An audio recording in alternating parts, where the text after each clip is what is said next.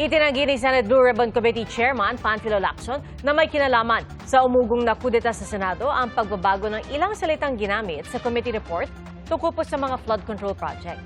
Imbis na diretsahang irekomendang pakasuhan ng ilang senador, inirekomendang isa-ilalim na lang sila sa preliminary investigation. Saksi si Ian Cruz.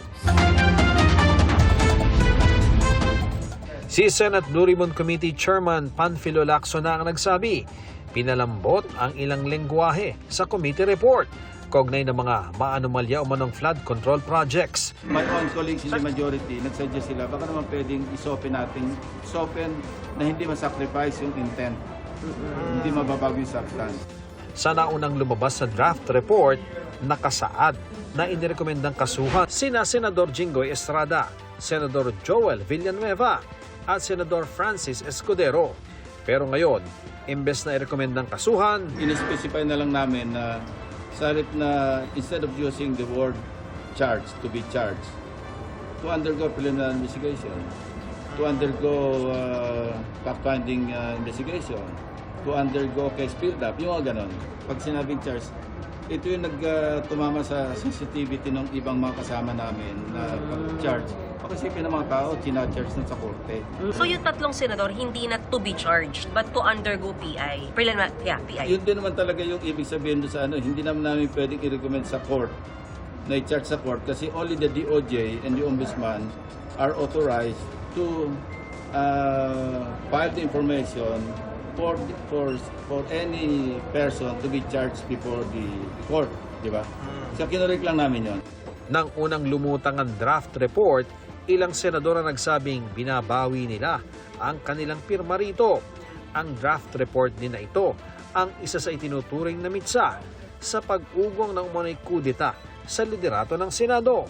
Pagtitiyak ni Lacson, walang kinalaman sa minorya at sa sinasabing Senate coup ang paglambot ng lengguwahe ng rekomendasyon. Did it have something to do with minority na hindi raw nagustuhan yung... Nothing to do with the minority kasi hindi pa namin nakausap yung minority. Nothing to do with the supposed coup against SB?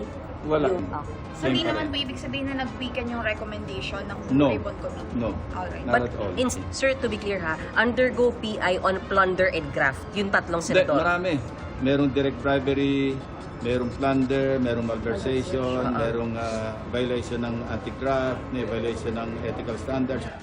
Bukod kina Escudero, Villanueva at Estrada, inirekomenda rin isa-ilalim sa preliminary investigation sina dating Senador Bong Revilla, dating ako Bicol Party List Representative Zaldico at dating Caloocan Representative Mitch Cahayon Uy. Recommended for PI din ba, sir, si dating Speaker Romualdez?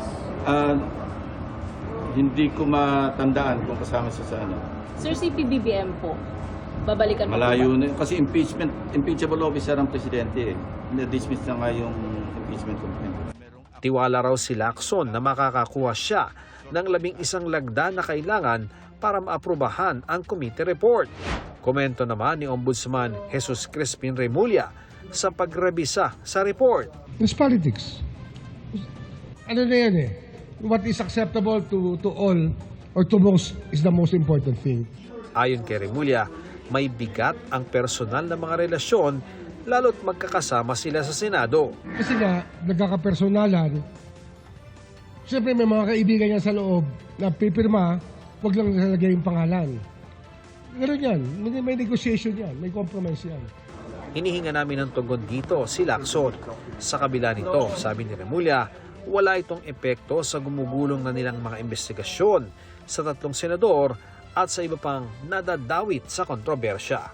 At least, yung pagkapangalan sa kanila tsaka yung records intact. Ang mahalaga dyan, yung records ng Blue Ribbon Committee tsaka lahat ng testimonies niya. Yun ang mahalaga.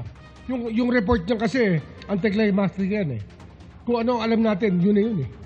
Para sa GMA Integrated News, ako si Ian Cruz, ang inyong saksi.